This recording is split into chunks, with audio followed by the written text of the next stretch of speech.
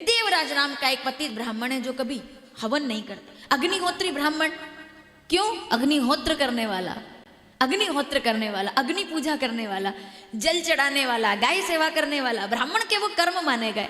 यज्ञ करने वाला, कराने वाला, यजनम याजनम पुण्य ब्राह्मण से प्रतिगृह्यता, अध्ययनम च अध्यापनम, अध्ययन करने वाला, अध्ययन कराने वाला, तो ये सब।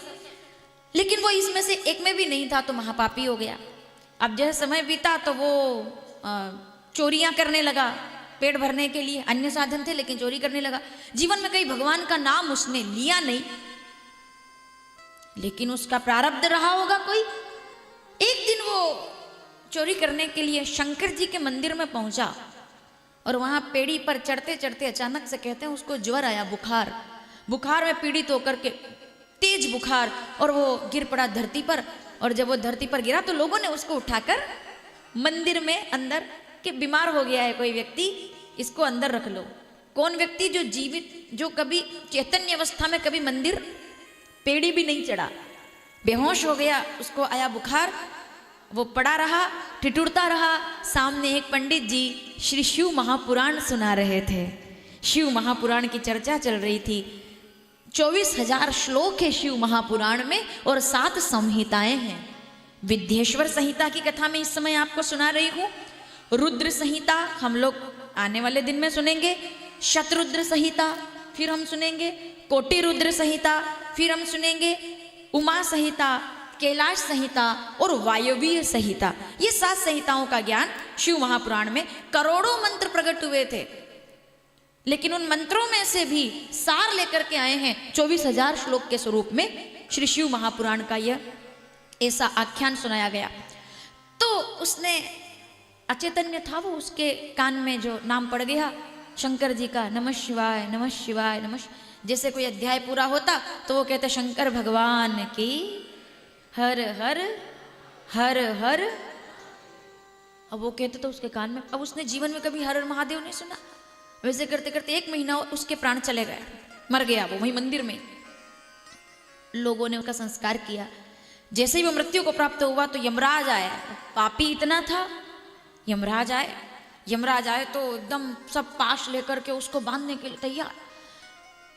अब ये इसकी जो जीवात्मा है उसको पकड़ने के लिए आए, और जैसे ही उसको पकड़ने के लिए बढ़े, और तभी वहां पर कर्पूर गौरम करुणावतारम संसार सारम भुजगेंद्र हारम, कर्पूर सा रूप लेकर के 4 भुजा वाले, रुद्राक्ष की माला पहने, त्रिशूल हाथ में लेकर के 4 शिव जी के गण प्रकट हो गए। बोलिए शंकर भगवान की। और यमदूतों को डांट करके भगाया और उस प्राणी को, उस जीवात्मा को सम्मान सहित उठा करके शंकर भगवान के कैलाश मंडल में ले जा करके स्थापित कर दिया। उसको वहां पटक दिया शंकर जी के चरणों में, और वो शिवदूत बन गया। आप विचार करो कि इतना पापी व्यक्ति जिसने जीवन में कभी नाम न लिया, भगवान का ध्यान ना किया हो, उसने क्या ऐसा कर दिया कि उसका उद्धार हो गया। बस यही तो बात है। ये बात देख करके जितने भी यमदूत थे वो सब यमराज के सामने जाकर अपना जो रजिस्टर था, मेंटेनेंस में होता था, वो फेंक दिया जा करके, और यमराज से कहा कि आज के बाद हम आपकी नौकरी नहीं करेंगे। उसमें कोई सम्मान ही नहीं है, कोई डिग्निटी नहीं है, कोई पावर नहीं है, हमको भगा दिया। किसने भगा दिया? बोले शिवजी के दूतों ने। अब ये बात कहाँ चल रही थी?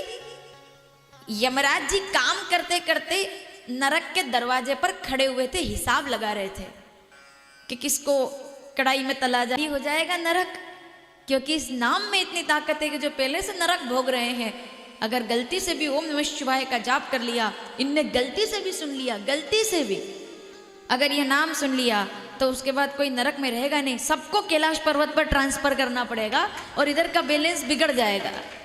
इस नाम में क्या तुम बात कर रहे हो?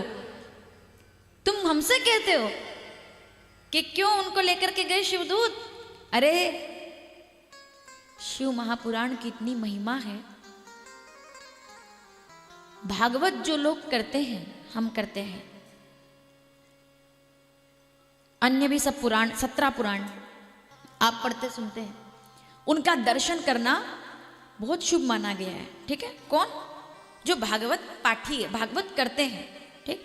विष्णु पुराण हो गया, भविष्य पुराण हो गया, वायु पुराण हो गया, अग्नि पुराण हो गया, अन्य सभी हम पुराण, पद्म पुराण हो गया, ब्रह्मांड पुराण हो गया, ब्रह्मवैवर्त पुराण हो गया, आप मार्कंडेय पुराण, आप किसी पुराण को पढ़ते हैं, गरुड़ पुराण हो गया, जितने पुराणों को अगर कोई पढ़ता है तो जो पढ़ता है उसका दर्शन करने से महत्व है। इस बात पर विशेष ध्यान दीजिएगा जितने लोग 7 दिन तक यहां बैठे और बैठेंगे। महाराज जी को प्रणाम। जितने पुराण हम पढ़ते हैं उनको पढ़ने वाले का दर्शन शुभ होता है। 18 पुराणों में केवल शिव महापुराण ऐसा पुराण है कि जिसकी कथा कहने वाला तो बात की बात है, इसका जो श्रवण कर लेते हैं उनका भी दर्शन अगर कोई कर ले तो उनको भी परम पुण्यों की प्राप्ति हो जाती है। यानी कि आप जब घर यहां से जाएंगे, ये मैं बिना प्रमाण के नहीं बोल रही, देखिए कौन सी है शंभु कथा, काल ब्याल महात्रास। जिस कथा को सुनने से काल ब्याल महात्रास, इसमें इतना त्रास देने वाली सब कुछ जहां मिट जाता है शंकर जी की कृपा से, वो शंभु पुराण है, वो शिव जी का पुराण है। तो ऐसे शंकर जी का पुराण आप जब सुनकर के जाएंगे तो जो लोग यहाँ नहीं आ पाए, आपके घर के, आपके मोहल्ले के, आपके नगर के, आपको जब देखेंगे तो उनको भी वही पुण्य प्राप्त होगा जो आपको यहाँ सुनने से प्राप्त हो रहा है। ये शिव पुराण की इतनी बड़ी महिमा है। कितने कृपालु है भोलेनाथ। ये किसी अन्य पुराण को सुनने से, भागवत पढ़ने वाला सब प्रणाम करते हैं, लेकिन शिव पुराण में पढ़ने वाला और सुनने वाला और यजमान सब प्रणाम के अधिकारी होते हैं। क्यों होते हैं इस पे हम लोग आगे चर्चा करेंगे आने वाले